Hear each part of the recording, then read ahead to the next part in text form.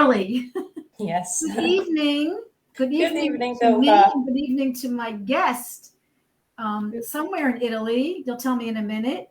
So I'm going to go ahead and first of all say good evening. I'm Dr. Tovah Goldfine. This is TMS Roundtable Global. I just want to say the name of my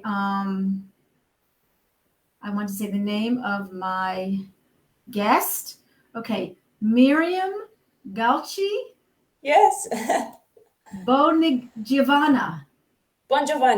Bongiovanni. Oh my God, Almost. so beautiful. Miriam Almost. Gauci Bongiovanni. And now, if I was a real reporter, I would be fired for this. No, that's not too it's just bad. Tovah. It's just Tovah here. So I am so excited tonight because I met Miriam like a year ago. I saw you and I'm like, paint out of the box. Like, sounds like something I would name. You know, I said, and I saw that, just another coach, like whatever. I thought, no, this lady's special. And then I wasn't sure because sometimes coaches reach out to me and I love that. But you reached out to me, I think. Yeah, I think you got onto my Facebook page and somehow through the comments we decided to reach out. Ken. Yeah. Right, exactly. So what was exciting was I realized that Miriam had a story, and I'm a little bit like, I want a story. I want a Sarno story. I want to inspire. And then I spoke to Miriam and I got really inspired and very excited and thrilled to know that you're doing this work. You've changed your life and devoted yourself to this work, because what did Sarno say? The best way to heal is to help others. Definitely. So I want to say to you that I'm thrilled to be here, always on a Monday night without Rose. We're trying to do different things with the show. I want to hear all the details from before you were even in your mother's stomach. I want to go way back. I want to hear all the details. I think it's important to hear from A to Z what happened, how it happened, what you were feeling, what you weren't feeling, and how today came about. I would love that, and I promise I won't interrupt too much. Okay, so where do I start from? Well, I mean, basically, I was an ambitious student, and then I was looking for a job. Eventually, I became a translator because my background is in languages. After that, at some point, I got really busy. I was quite successful in translation, but I got a lot of requests, a lot of jobs. Things started to get stressful. I had also gotten married a couple of years before my pain started. Who knows? So basically, when I was 28 years old, I started to feel this pain in my shoulder. I'm a rock climber, by the way, and I had been rock climbing for some years before that, since I was 22.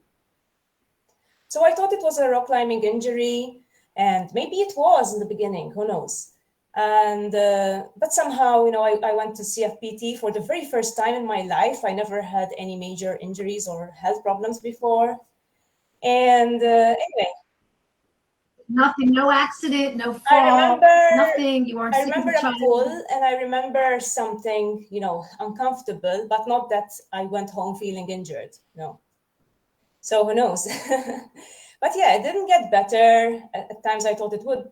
It was getting better. At times, it got much worse. I started to feel the pain at night. I stopped rock climbing. And everything got more and more limited. And because it was kind of my life, of course, I also felt depressed because of that. So some months later, so I was still having this shoulder pain, feeling extremely disappointed.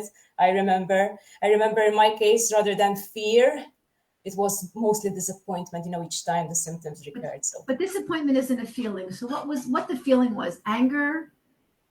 Sadness? Sadness, disappointment. The disappointment was really strong because each time I felt that I was getting better, and then it got worse. that feeling of like, right, oh no. So, but the core feeling, and I learned this from Rose. The core feeling, this is what activates the brain more so. So the sadness, I think the frustration, so the anger, and maybe the fear down deep inside of like, I'm not going to be able to climb, and I'm, young. So maybe there was a combination of a couple different feelings. Oh, I'm sure there was a huge cocktail of emotions.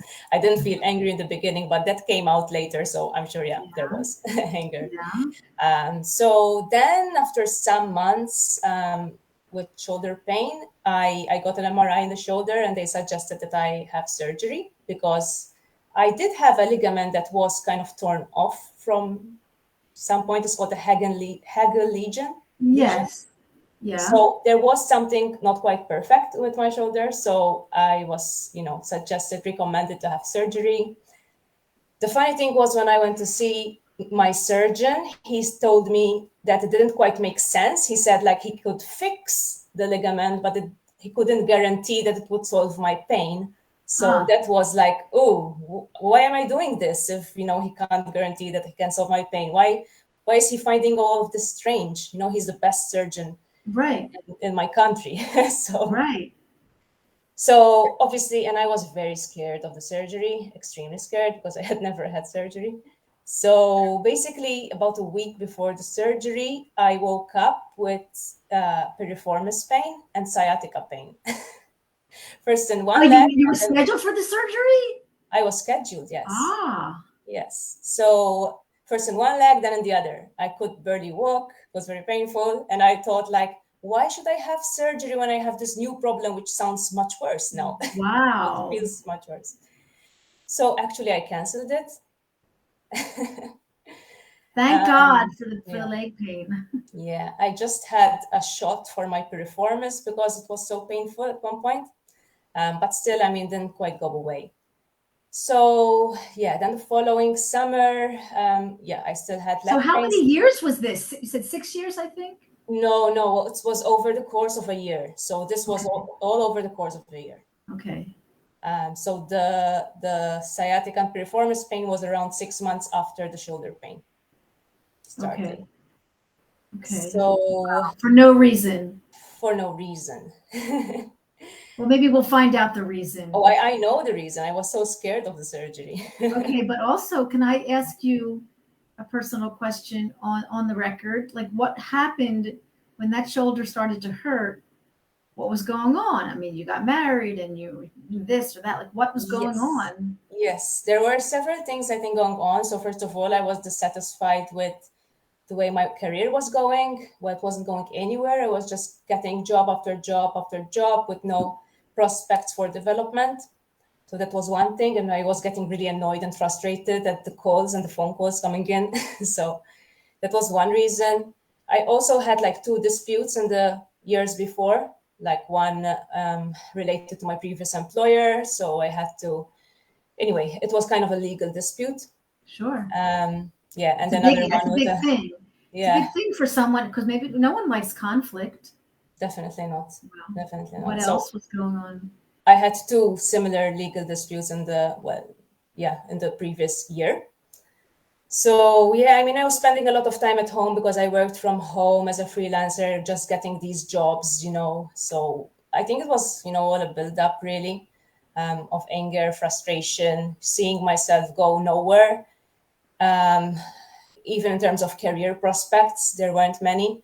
And I had just come back 2 years before from a 1-year temporary job in Luxembourg, which was really nice, but I couldn't stay. I didn't really want to stay, but it was kind of the best I could do in my field.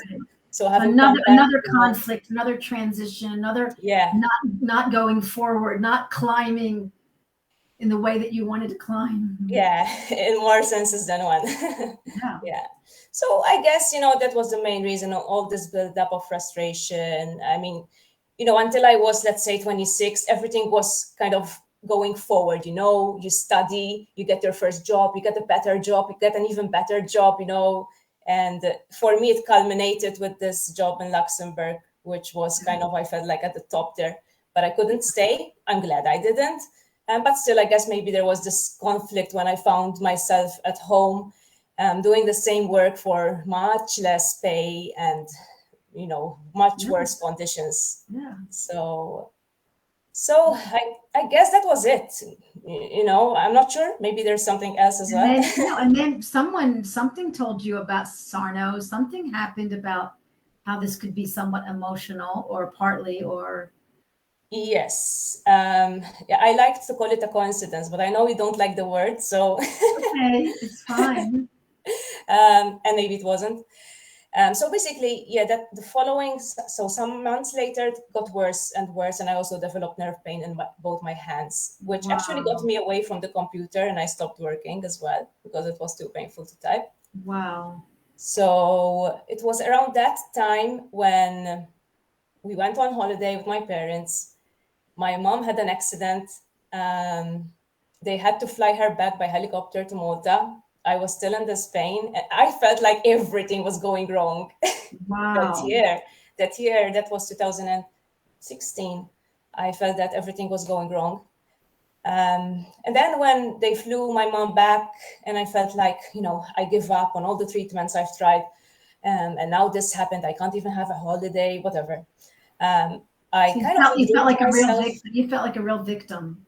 Yes, so definitely. So I kind of withdrew into myself. I started Googling my symptoms, and it wasn't the first time, but I just Googled randomly, my symptoms, and a TMS site came up. I can't recall actually which one, unfortunately, but I just came across the term TMS, and I thought like, oh, this is interesting. I look it up when I'm back home because I was still on holiday.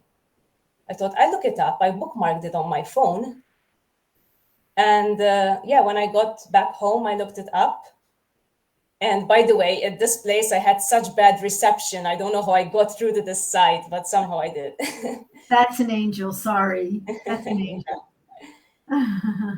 Someone said maybe TMS Wiki. I'm not sure it was, but the TMS Wiki was then the second site that helped me so much to get started. And the more we are on the internet and educating and popping things from all its amazing TMS coaches, this is how we get to be like number one in the Google, because Dr. Google is important to a lot of us. Yeah. So go ahead. So then a little angel comes, you say, okay, I'll check out with you later, and you get back to your home, and then what? I got back home. I didn't have my mom's help because I think that was also quite important because my mom was injured in hospital. So I thought, okay, now I really have to do everything myself, pain or no pain. Wow. So I just withdrew into myself, said like, okay, I'm not going to complain anymore. My mom's worse, whatever. I'm not going to talk to anyone anymore about my pain. I started reading up on the TMS wiki, and I started the 40-day free educational program. 20 the third it's 21 days. It was 42 days that time. Yes. Wow. It was called the structured program, and there's a forum. So Gordon changed it? I think it's still there, by the way. It might be different, but amazing. It's different, amazing. yeah. It's just a longer version. I mean, wow. Was it like 5 minutes a day, and it was from Alan Gordon? I'm just curious. It wasn't from Alan Gordon, but there were links from Alan Gordon as well. It was a mix, but I think it's still there. If you write a structured educational program on TMS, the fact that you were open to it is the most important. Like you saw it and said, "There's something there for me." Yes, no, definitely. And I thought, like, I've tried many other things, physio, a shot, a steroid injection, massage. So I tried many things. So I thought, like, I need to try something different. So it's either this or nothing. Like, for me, it was like, this is the last thing I'm gonna try because it's different, because it's psychological, and maybe this is it. So you weren't opposed to thinking that maybe it was something, like, it wasn't like, how could it be in my head? You weren't opposed to trying to relate to that. Not really at that point, but I remember some months before, a friend of mine suggested that. She said, like, could it be psychosomatic? And I'm like, what? Of course not. It's so real. And this is the problem, really, right? That people don't know that psychosomatic pain is actually physical pain. This is, I think, one of the first things. And there's a misconception and a very bad, bad PR about it. And psychosomatic is not a bad thing. It doesn't mean you're weak. You're actually strong to step back and be open to the possibility. And come back, Miriam. I think she'll be back. But anyway, I'll just continue with the psychosomatic thing until Miriam comes back. It is a word that, like a medical word that doctors probably use in a negative way, and it's gotten this bad rap. So I'm happy to call it mind body or stress illness, or what some of the docs call psychophysiological disorder. It sounds better. Here we go.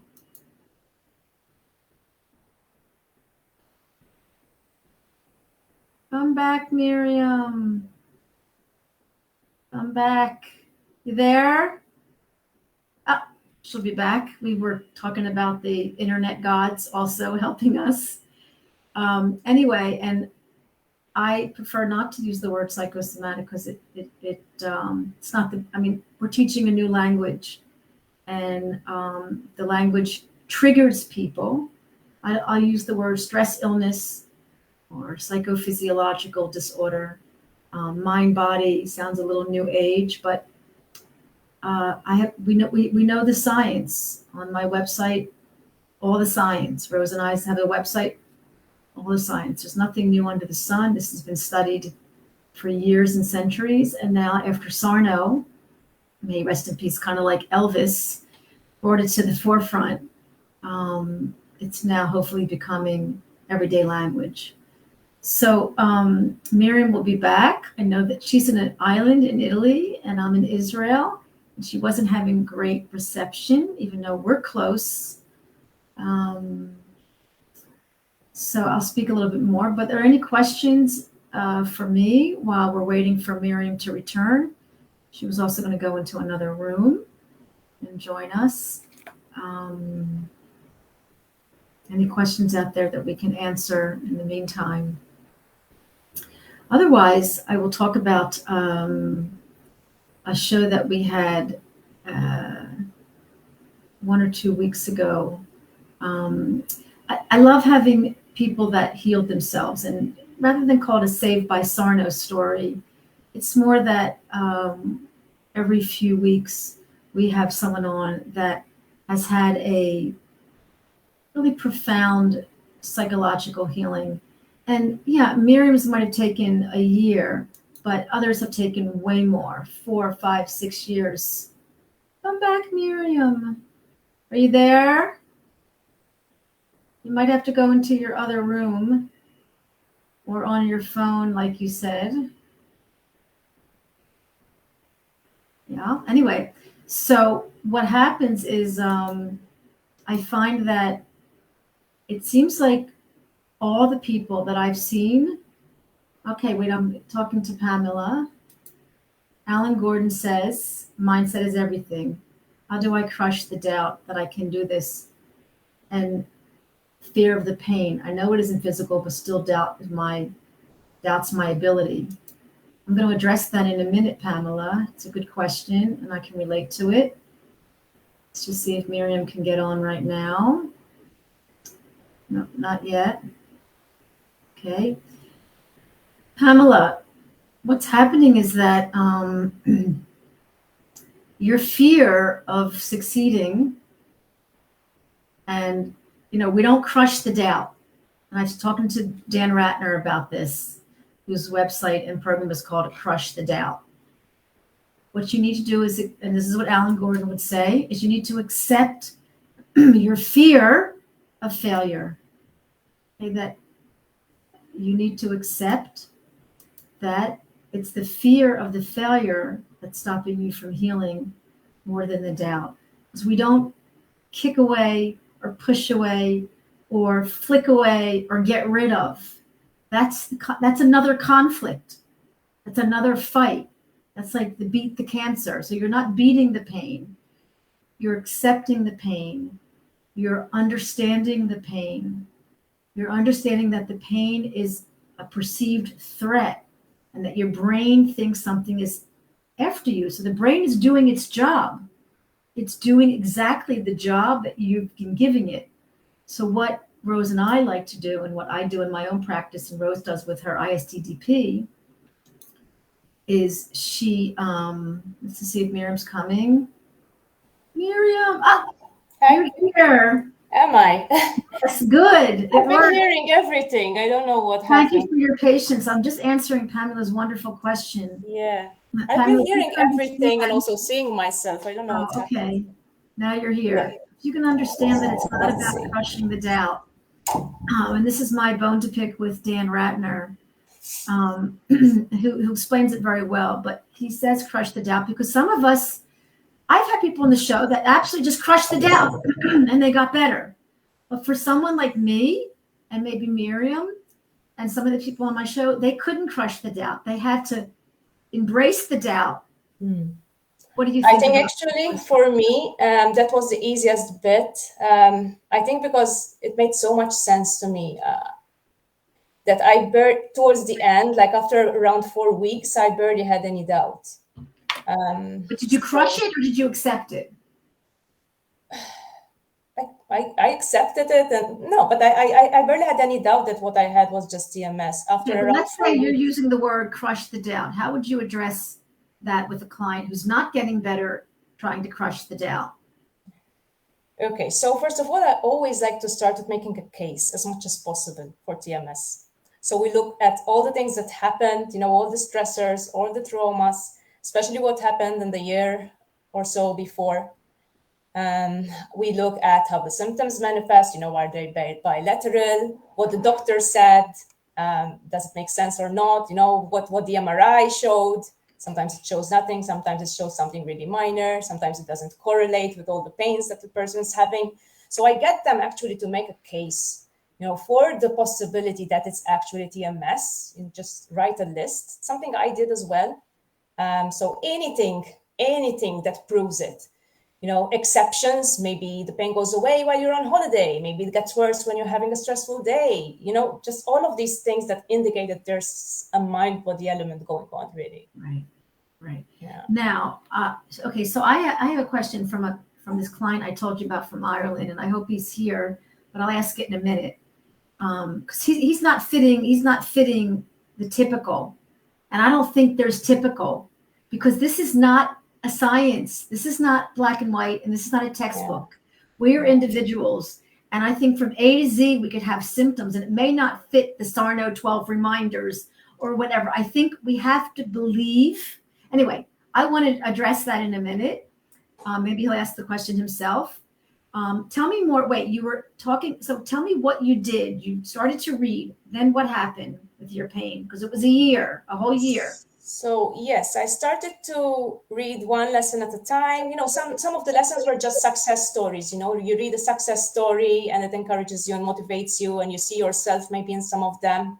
So I just kept following. Like I didn't do that much, around 40 minutes a day of reading, but most importantly, seeing how it applied to me. And so even how did you apply it to you? What did you do to feel uncomfortable, not in your comfort zone, and apply the methods? Because that's what the title of this show is. How did you apply it? So I did a lot of journaling in the beginning to get at the root of, my anger, and my job kept coming up. For example, a few issues kept coming up.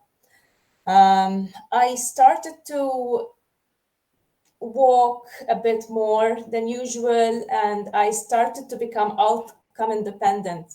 And this is the most important concept, I thought it's okay if I walk and I'm in pain, and the goal is just to go for a walk. Good.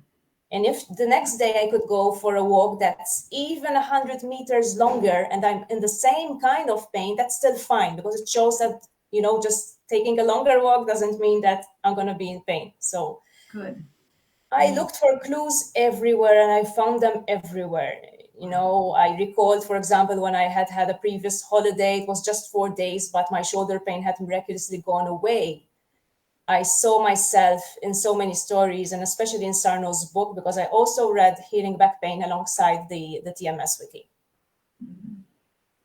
I spent some time on the forum, not too much, I didn't want to get obsessed, but just during those 40 minutes, sometimes I would go on the TMS forum, and I would write, about what was happening to me, or I would read other people's stories. There were a couple of people who were incredibly insightful and helpful over there. So I just stuck to the process really without fighting too much. This is something I like to stress a lot with my clients. So in my case, I thought this is a process. This is just something, I'll see how it works. Maybe it won't, but I don't want to create too much pressure.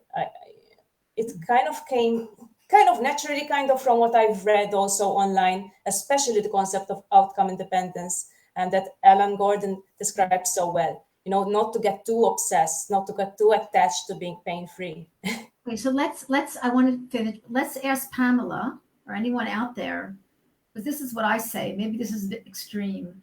What if the goal was not getting out of pain, but calming your brain or getting a walk in or accepting the pain? What if the goal was because I saw outcome independence as something like to change your bar, to bring your bar down. Yeah. And that might be like, how could I not live? See, so because a lot of the work that we study, it's about the conflict. And that's what I was telling Pamela. So talk a little bit about the conflict that you were able to resolve inside of you. And maybe Pamela and other people that are listening can see that we're not fixing anything. It's not broken. We're healing. We're resolving. We're accepting. We're observing. We're witnessing. It's a different kind of relationship with the body. Talk about that healthy relationship with your body. Yes. So one thing I noticed about myself, and which I think helped me progress fast, was that I used to be happy with every small win. So if like a week later, after I started reading about TMS, I felt a little bit better, that was already a win for me. And I was like, oh, maybe this works. Oh, maybe this will work. I kept sending these messages to my brain, almost unconsciously, because I didn't know anything about brain retraining back then. It was just, TMS, emotional work, that's all. But I felt like, okay, I didn't want to be 100% pain-free, or I wanted, but it wasn't my goal at the time. Wow. And I didn't want it to be my goal because I was so scared of getting disappointed that I didn't even want to go there, because I had, But you didn't go to the opposite place of like, I'm going to fail. You had hope. You had belief. You just were being in reality. You're being in reality, but you weren't going extreme. Because I know a lot of people, like Pamela's saying, like, I don't want to fail. And that fear of failure can keep the brain on fight or flight. Definitely. And that's what used to happen to me when I was pursuing other treatments, like physiotherapy, for example. And the therapist used to tell me, oh, you should be better by now. That's nothing. And I didn't feel better. So I was fighting it. I was trying, and I didn't want to go through that anymore. The thing is, I started TMS work from a very low energetic level. What do you mean by that, a low energy? In the sense that I felt very depressed and withdrawn. So for me, it was kind of the last resort. So I didn't have too much hope, but just a little maybe. But I didn't have the energy to be intense about it. That's the thing. I didn't have the energy to say like, oh, this is it. It has to work. I didn't at that point.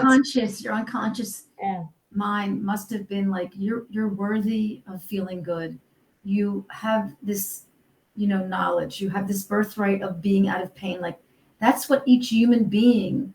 I want every human to realize they have so much solutions inside of them, so many, so much ability. About trust, isn't it? Like trust in your body. Really. Look, the body was like, the body didn't give you what the medical doctor said it should do. So it's this conflict socially as well, socially biosocial. As I think I read that in your. So go ahead. So what happened over the year? We want to hear about the healing story. And if anyone has any questions, please come forward and ask. So one other thing I wanted to add for those people who are still a little bit skeptical and who are not so easy with accepting and trusting. One other element that helped me a lot was the science behind it. Learning that, for example, you don't just get an injury 2 days later after an activity. That doesn't make sense. Also learning that having pain on both sides doesn't make sense in the sense that it's not coming from the same imperfection. So the science behind it helped me believe. It helped you with the knowledge. It helped you with the belief. Very good. So, now, what happens to the people who are reading too much, knowing too much, on the internet too much, and like they're topped over. They're like it's overkill, and they like burn out. Like, what do we say to that? Drop the fight. It's not a fight. It shouldn't ever be a Very fight. good. It's a If process, that's their personality being extreme, I think. Yes, overkill. Pamela, it's not a bad thing. It's a human. Let me address my client. I hope he's here, but I'll address the situation. I won't mention his name. He has a constant stomach pressure in his stomach. Like it feels like a bunch of bricks. And I tell him he bullies himself, and that's what his stomach is responding to. And he's a lovely, lovely, sensitive, strong, brilliant boy, handsome and brilliant and wonderful, and deserving. So, but he's like, my stomach pain never goes away. How do you want to address it? Because it doesn't go away. It doesn't come and go, which could be, I think, his perception and his focus on it, like a spotlight. Like brain is constantly protecting with inflammatory responses and tension. That's my professional. And not everybody's pain goes away off and on. That's just, I don't think that's a black and white thing. I think it's very gray. So what would you say to a client who has constant stomach pressure, bloating, and stomach issues? I would try to address the emotional side and ask him, what is it in his life that he maybe cannot stomach? Oh, I love that. That's like Rose talking. Like, who do you want to kick, or who do you want to shoot, or who's hanging out in your head with the headache? Yes. So, okay, good. Sometimes, something may come to mind, like what is it that's something, is repulsive to you? Okay, then he'll say it's me. He'll say it's him. And now what do you say? He said, I can't deal with myself. Then what? Okay. So it's self-love, like not feeling good enough. Right. Basically. Right. Yeah. Like he says he thinks he failed. He thinks he failed at life. So he knows all this. And I'm like, so come out of your head into your heart, because you have compassion for me, your family. He's always sending me people. And I'm like, look how you care about these people. Mm-hmm. So it's like a perfect storm. It's like a divine concert. It's like the Matrix, this guy. Mm-hmm. So how do I help him break through tonight? And the question is, he has to believe. And he said to me, I'm scared to fail. I'm scared to jump in. I'm scared to believe. Mm-hmm. And that's maybe like Pamela. So let's go deeper into that. I would also, because some people still doubt whether there's something else that's undiscovered, structurally. Or maybe they still latch on to something that one doctor said, a possibility, like maybe it's this. And as long as you still latch on to that or occasionally think about that, it interferes, because there's a conflict, right? I notice this in a lot of people. So there's a conflict between believing you have TMS, but at the same time, in your behaviors and the way you react, you're saying something else to your brain. Yeah. And so I answer that and I say, well, what? It doesn't matter, because even if there was a physical diagnosis, mm-hmm. the fact is, with this work, you can still not feel no pain. And it's just pressure. So even if I say, if you got shot with a gun, God forbid, I'd still be doing the same work with you, and you can get relief. Yeah. Because we're talking about trauma. He's probably trauma. Like, we're talking about the trauma of his experience of his belly. Gabor Mate, it's your experience of your belly pain. It's not the belly pain. It's your relationship. So Pamela, mm-hmm. here's something for you. Take home. Take home Tovah tools. It's your experience of your pain that you need to come to terms with, not the pain. The pain is in your brain. And Howard Schubiner said on my show a few weeks ago in Israel, the reign of the pain is in the brain. So we've got to deal with our relationship with our pain. What do you think about that, Miriam? Now that you mention it, there's also something I forgot to mention. So at the same time, I went to see a psychotherapist, because that's what Sarno suggests in his book. And she started me off on mindfulness meditation. And she had some meditations, and one of them said something like, be okay with what there is. So you're doing a body scan, and it's like, be okay with what there is. And that's a little bit like somatic tracking today, right? I realized that I could just observe and I could practice that.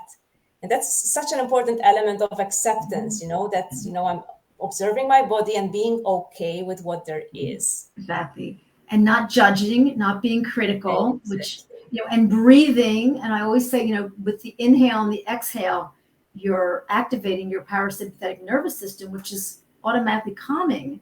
So this is all the intellectual stuff. But as we walk the path from the head to the heart, which sounds like you did, it sounds like you were more accepting of your situation. You were more compassionate about your job conflict, which we all go through. I mean, we all have our tikkun. It's a Hebrew word, but our karma. Yeah. And I always say sensitive, strong people get TMS. So we're not, we're not continue. I don't want to interrupt. So go ahead and talk about. No, that's fine. I mean, when you said okay with your job, I mean, there's also this issue of alignment that I notice a lot. So I think people who get stuck with pain, well, not all of them, because we're all different, but some people who get stuck with TMS pain, they're not aligned with their true desires and wishes sometimes. So this is what you can use journaling for. So you journal, you notice there's a common trend. You're not unhappy with a particular issue. And in my case, maybe it was my job back then. And then you start thinking, oh, what can I do to improve? And maybe you make a plan. Maybe you have a dream that you allow yourself to dream. So there's this forward movement. You're not stuck anymore. Sometimes you need to law of attraction. Yeah. That's chemical. Yeah. Imagination. You know what Joe Dispenza says, that if you can imagine you being out of pain and you can picture that, the brain begins to believe it. And now that you mentioned that, towards the end, I used to have dreams of myself climbing. So I wasn't climbing, but I used to have vivid dreams of myself climbing. Excellent. And it was so vivid. And I kept it in my head as I was doing this work as part of my visualization kind of practice. And it helped immensely. Beautiful. And tell me about, like, when you feel pain when you climb. What happens? Do you feel pain in that shoulder? Today? Today? Yeah. No, the thing is, the first or the second time I went back to climbing, I felt the pain before I started to climb.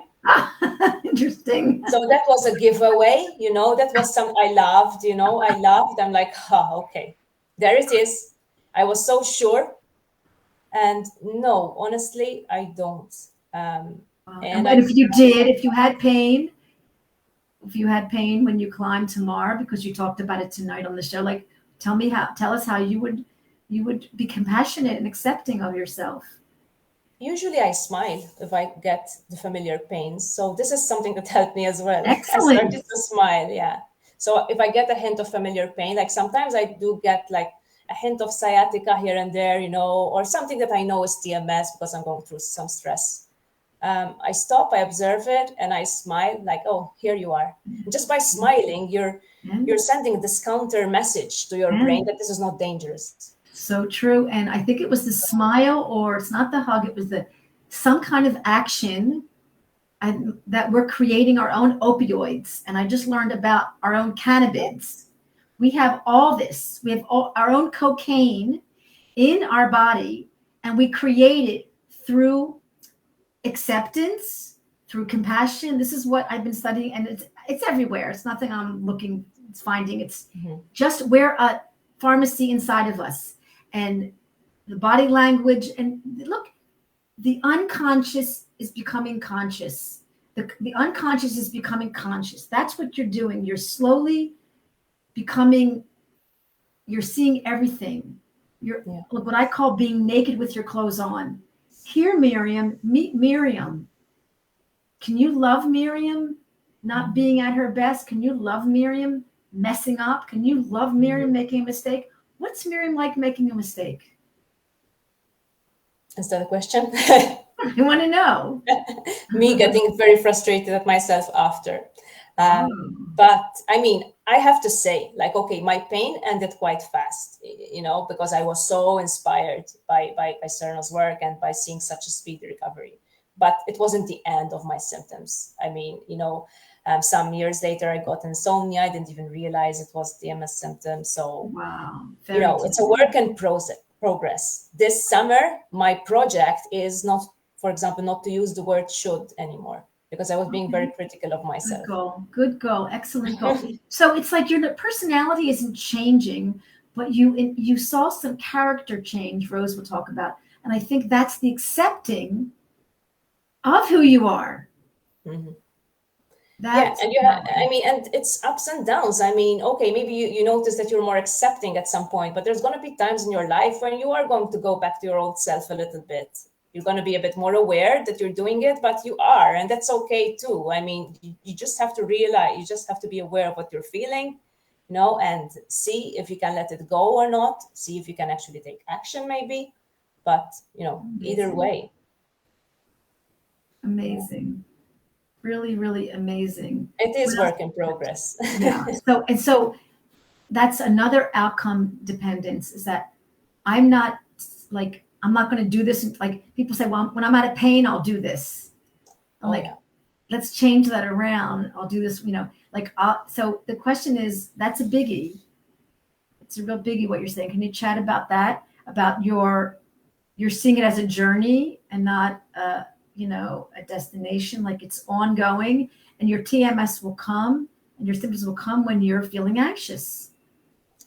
Yes, the most important thing is that now that you have the knowledge and you know what it is, you can so much more easily overcome it, or at least the fear isn't there, the original fear isn't there, because if your old pain is back, you're like, okay, I know what this is. I'm gonna keep going as much as I can. I'm gonna have a good look at what was happening emotionally, what triggered it. Just do all the work. Maybe I need to journal. Maybe I need to be more honest with myself or with another person. And you're more active. It's an active form of recovery, I like to call it. And how many people threw Sarno's book across the room when they first got the book? Alan Gordon, a couple of my patients, they just said, this is bullshit. I don't want to read this. So don't forget about that. But continue. Definitely. Continue with more of what do you want to leave with the audience? Because this will be on YouTube for some people who haven't been able to see the whole show. Also, I want to address, because I hope my clients here with the constant stomach. I mean, you've met people with constant symptoms that don't change. Yeah, sometimes. Yeah, we do try to find, a time when they have changed. So to build on that case, sometimes they do after a few weeks. Even a minor change, even maybe when they wake up, they don't feel it. Maybe there's this gap sometimes that you don't feel the pain as soon as you Miriam, wake up. don't you think, I'm interrupting, but don't you think if he's looking at it and focusing on it, it's going to be there? Oh, definitely. But this is why I mentioned the time when you wake up, because there's a small time frame when you wake up, when you're not fully conscious, and maybe you can notice that you're not feeling it. And then you can notice yourself scanning your body. At least I used to wake up for a few seconds. I was fine. Then I remembered, oh, I have pain in my legs, and whoop, there it was. If you have that gap, work with it, wake up. And the first thing you have to say to yourself is, there need be no pain, or maybe there's not going to be any pain. I'm okay. Or I'm fine. Okay. The pain is in my brain. If there isn't that gap, well, maybe then start with a more regular meditation or somatic practice, somatic tracking practice, so you can get a bit more accepting. Maybe also notice certain changes here and there as you're observing. I liked the concept of impermanence a lot. The Buddhist concept of impermanence, that everything is changing all the time as long as you're alive. So even the symptoms are changing if you're really noticing. Wonderful. And even if this guy has this kind of pressure in his belly, so maybe sometimes it's more, maybe sometimes it's less. It's an indication that it's changing, So capitalize on these clues, on these indications that it's not permanent. And the belief, the biology of belief that, it may not be today, it may not be tomorrow, but you will be better. And, Michael Brown, all this work about the presence process, which Dr. Sarno talked about, and Rose and I did some courses with it. Michael Brown will say, let's get better at feeling and not feeling better. Let's get better at feeling. And people are like, what do feelings have to do with it? So what do you think feelings have to do with it? What's your opinion on what do feelings have to do with it? Everything. because I mean, our feelings are processed in the brain, right? I mean, fear is processed in the brain. So and pain is processed in the brain. So it's I all got interlinked. Howard Trubiner to say on the record, pain is an emotion. And he said it, and I have, there's research, and pain is processed in the same place As as emotions. fear, as anger. And so we gave pain this bad rap. Thank God I put my finger on a fire and I have pain. Thank God I have anxiety when I walk the street if it's a red light. Like, we've got to look at our balance, and we've got to, and that's where the knowledge comes in. So tell us more about let's just review. You a lot of great things about the feelings and how important they are. 2, about knowing yourself. 3, tell us a few more things. Go back to what you said so you can summarize for the guests. So basically, and if you want to take something away from this, and this is also what I focus on a lot with my clients, the concept of changing your attitude. So I call it a mindset shift. So basically, what worked for me the most was changing my reaction to the pain. As I said to you before, sometimes I smiled, sometimes I called it names, but not in the kind of angry way. It was like I was talking to a misbehaving child, you don't hate the misbehaving child, you're just trying to correct him. So attitude is everything. Be a bit more cool about it. And I know it's difficult when the pain is intense. Maybe you need extra help when the pain is intense. There's nothing wrong with taking a painkiller or whatever, but absolutely work on your attitude, be more okay with it. Call it funny names. I mean, you can be a little bit annoyed, okay, but you're allowed to be angry. You just have to not angry. You can be angry, just not at yourself. Yeah. The difference? That too. No, but I use the word annoyed because I know that's difficult for people to go from hatred of their pain and anger to full acceptance. So being annoyed, sometimes I tell people, imagine you just have an annoying friend, you have to put up with him. So it's some middle ground just to practice this shift in attitude. So from angry and disappointed and upset, you're just going to be a bit annoyed in the beginning. Good. So it's like how Hanscom will say, there's threat, the body's perceiving a threat, and how did you make your body feel safe? And this is a way to kind of lighten up the reaction to make it more like a response rather than a reaction. Even when it comes to challenging your body with physical activity, for example, if you're doing it out of fear, it might backfire. So you have to build the trust and the confidence first. And this is why you start with lower intensity activities. Because if you can do those and the pain isn't worse, okay, then maybe you can gradually progress to doing something else. In my case, I had to go all out to feel totally okay, to get rid of the pain. So for example, towards the end, I was still avoiding running at all costs. So I was improving, but I still had a little bit of sciatica pain. And I still thought unconsciously at the back of my head, oh, running is dangerous for me. Wow. Then I picked the day when I was feeling really good. I went out for a walk at night and I just decided to run for like a few meters. And Tovah, the next day, everything was gone. Oh, wow. But I did that run from a state of pure confidence of like, I can do this. I wouldn't have been able to do it in the beginning when I first You knew yourself. You knew Miriam. So you have to know where you're at. Yeah. And your feelings. Accept that. And even if you don't know where you're at, accept that. Yeah. Like, I love Byron Katie's work, loving what is, just to keep accepting what is. And you quoted that as well.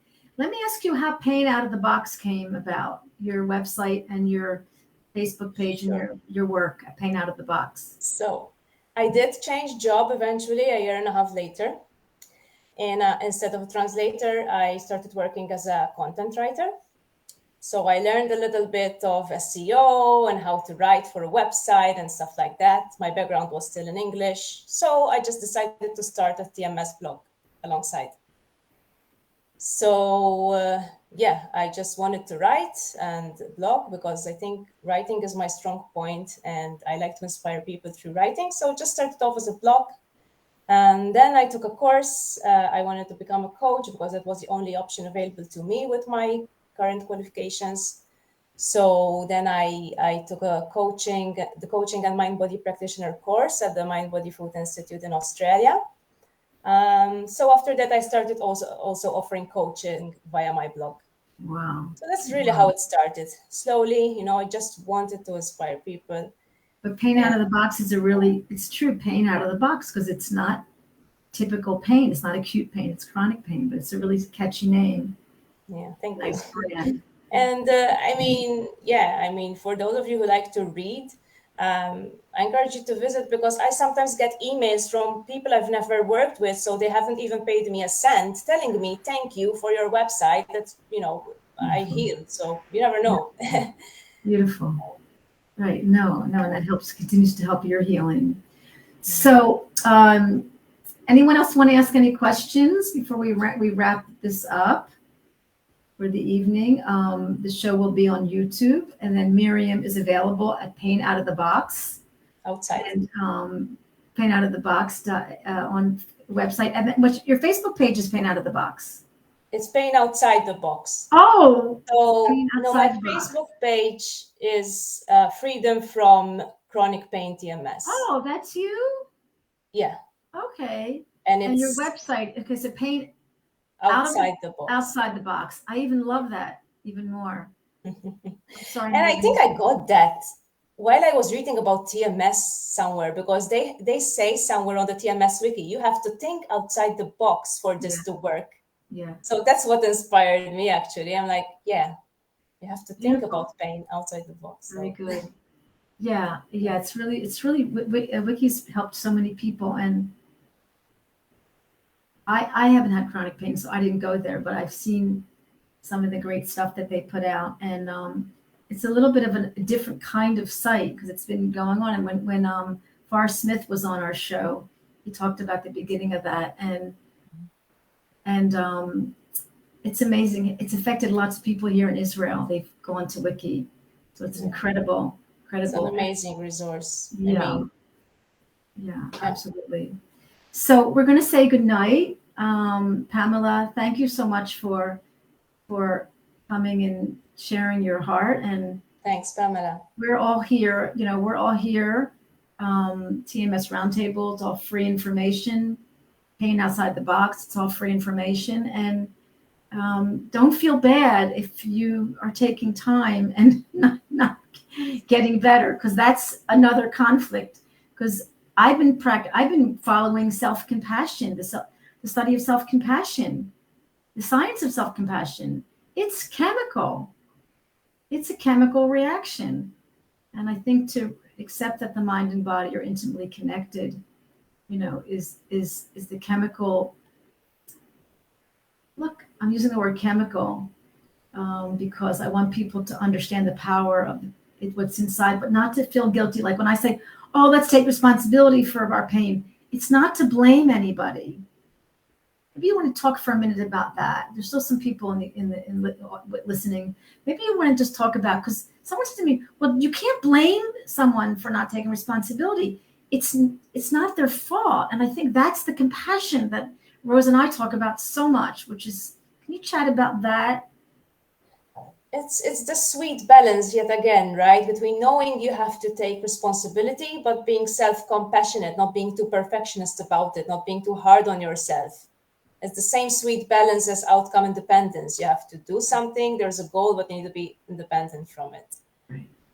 I mean, I would say, if you're trying to heal from chronic pain, don't make pain-free your goal. Pain-free will be the side effect. The goal is to be more okay and to change your attitude.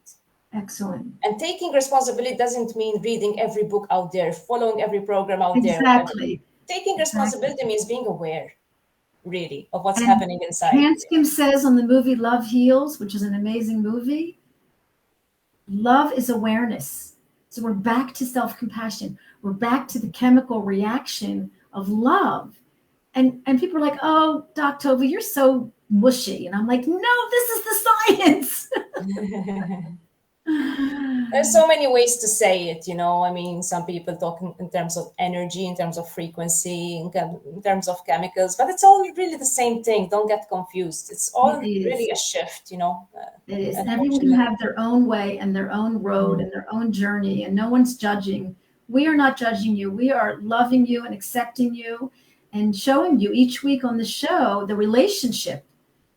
I mean, between acceptance and loving, and because everything's a relationship. So I'm leaving you with the greatest advice that I could give myself is to have the healthiest relationship you can with your body and your pain, even if it means I don't like you. You can accept I don't like you and not have pain because it's honest, it's truth. Exactly. So on the highlight of truth, I'm so happy to meet Miriam Gauci Bongiovanni. It was a pleasure. Well done. Yeah, you said it right. You're in some island in Italy, and I'm in Sicily right now. Sicily, the largest island. Anyway, and I'm happy that, and your mom is okay. Your mom's doing okay. Yeah. Good. Yeah. And is. so she had TMS as well after that, but we more or less. We all have TMS. This is because we're human. We have that condition called being human that Michael Galinsky talks about all the time. So Miriam's available. I'm always available. We're reaching out to you and anyone in the world that hope, to be inspired in hope, and just to spend the next couple of centuries in your life just loving, accepting yourself. And yeah, it comes down to the feelings. Yeah, it's about love. Like, yeah, it's make love, not war. I mean, that could be the new name of the show, because that's what it comes down to. And speaking of love, think about it as a journey of falling in love with life again, because that's what I felt like when I healed. Like I regained my love for life. It wasn't just about being pain-free. Beautiful. So, and I imagine your relationships with everybody became more healthier. Yeah. Definitely. So we will meet again, because I never like to say goodbye, because I have TMS when I'm in transition and saying goodbye. So we will meet again. It's not over. Sure. And thank you so much for coming to the show. Thank you so much for having me. Thank you, everybody out there in the audience. Glad that you came to visit us live. And we'll see you again in the next few weeks. God bless. Bye. Thank you. Okay, we're going to go